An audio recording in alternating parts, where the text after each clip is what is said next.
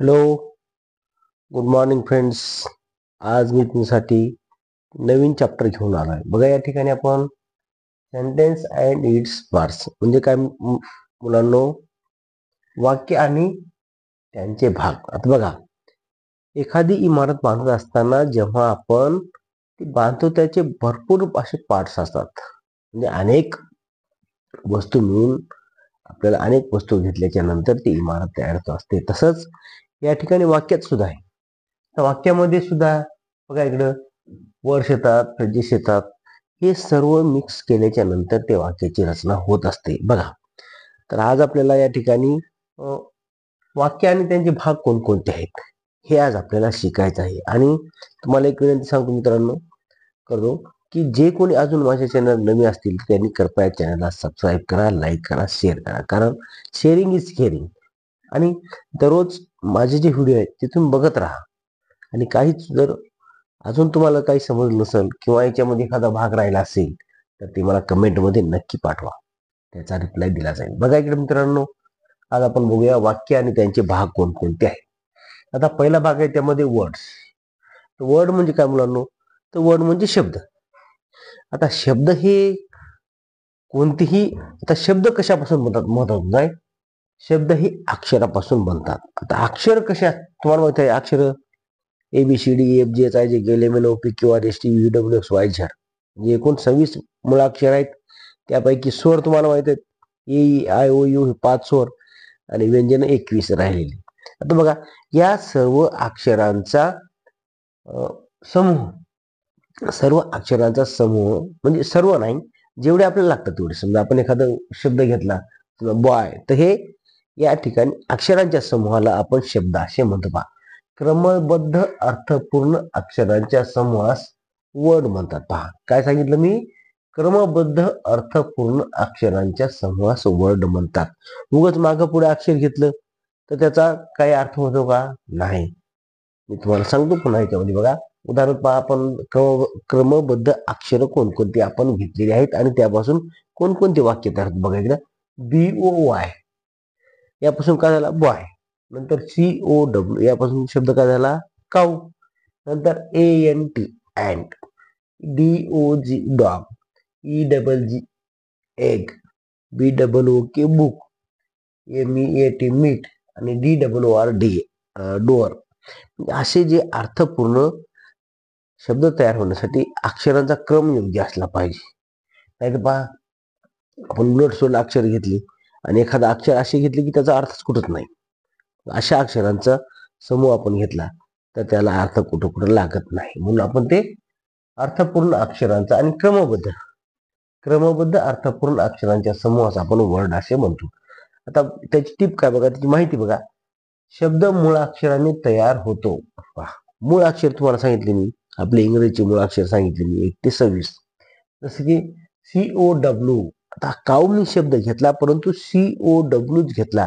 आता पहा, WOC किंवा OCW असं काही वाकडं तिकडे शब्द घेतली किंवा ज्याचा कुठंच अर्थ लागत नाही, तर अशा अक्षरांचा शब्द तयार होत नाही. बघा मुलांनो, दुसरा मुद्दा आहे, शब्दामध्ये अक्षरांच्या क्रमाला महत्व असते. हे जे जो क्रम आहे COW, हा जो क्रम आहे तो त्याला फार महत्व आहे. उलट सुलट आपण घेतले त्याचा काही काही ठिकाणी अर्थ सुद्धा लागू शकत नाही. तिसरा मुद्दा आहे, फक्त अक्षरांचा समूह म्हणजे शब्द नाही. पहा, फक्त अक्षर जमा केले, 4-5 अक्षर जमा केले म्हणजे शब्द होतो का? नाही, तर त्याचा अर्थ लागला पाहिजे.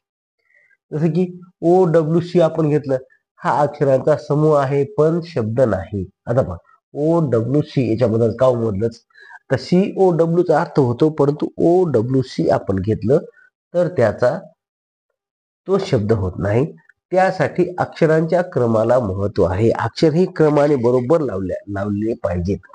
क्रम बदलून COW हा अर्थपूर्ण शब्द तयार होतो. आपण OWC घेतलं तर त्याचा अर्थ काय होतो का? नाही. आता काय इथं काय मी तुम्हाला शब्द दिलेत पहा. उदाहरणार्थ पहा, एक्झाम्पल, स्टुडंट, STUDENT हे आहे अर्थपूर्ण शब्द. याच्यापासून स्टुडंट म्हणजे विद्यार्थी हा शब्द तयार होतो. नंतर टीचर, TEACHER म्हणजे याच्यापासून सुद्धा आपल्याला अर्थपूर्ण शब्द होतो. म्हणजे त्या शब्दापासून काहीतरी बोध झाला पाहिजे. तिसरं आहे स्कूल, पुढे आहे class, blackboard, chalk, book, notebook, study, lesson, homework. म्हणजे हे अर्थपूर्ण शब्द आहेत. आपण उलटसुलट स्पेलिंग घेतली आणि त्याचा कुठंच अर्थ लागत नाही तर अशा शब्दाला महत्व नाही. हे झालं पहा शब्दाविषयी आपली माहिती. आता फ्रेजेस म्हणजे काय? फ्रेज म्हणजे पहा काहीतरी अर्थ असलेल्या परंतु पूर्ण अर्थबोध न करणाऱ्या, काहीतरी अर्थ आहे परंतु पूर्ण अर्थबोध न करणाऱ्या शब्दांच्या समूहास वाक्यांश म्हणजेच फ्रेज असे म्हणतात. फ्रेज म्हणजे काय रे? फ्रेज म्हणजे वाक्यांश. इकडे पहा, याला आपण वाक्यांश, वाक्याचा अंश काहीतरी असतो. एखादं वाक्य असते पण त्याचा थोडाफार अंश या फ्रेज मध्ये असतो. पहा एक्झाम्पल आहे, the children are swimming in the river. The children are swimming in the river. दुसरं वाक्य आहे, the dog is sleeping under a bush. पहा वरील वाक्यामध्ये अनुक्रमे in the river, under a bush हे वाक्यांश फ्रेज आहेत. वाक्यांश म्हणजेच फ्रेज आहेत. कोणते बघा, इन द रिव्हर आणि अंडर अ बुश हे दोन फ्रेज आहेत. त्यांना अर्थ आहे पण तो पूर्ण नाही. त्यांना अर्थ आहे, त्यांना अर्थ आहे पण तो पूर्ण नाही. त्याची वैशिष्ट्य काय बघा, फ्रेज हा शब्दांचा समूह आहे. आता हा जो इन द रिव्हर हा शब्दांचा समूह आहे, अंडर अ बुश हा शब्दांचा समूह आहे, पण त्यांना फ्रेज हा शब्दांचा समूह आहे. फ्रेज मध्ये कमीत कमी एक शब्द असू शकतो. पहा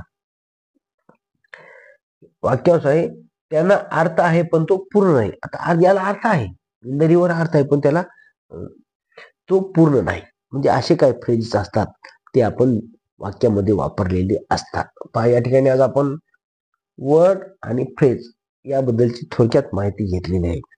म्हणजे सेंटेन्स अँड इट्स पार्ट्स यामध्ये आपण दोन भाग घेतलेले आहेत.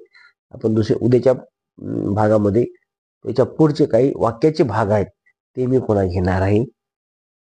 आणि या व्हिडिओमध्ये आतापर्यंत ज्या मुलांनी हा व्हिडिओ बघितलाय त्या मुलांनी जर अजून कोणी माझ्या चॅनलला सबस्क्राईब केलं असेल त्यांनी सबस्क्राईब करा, लाईक करा, शेअर करा. Sharing is caring.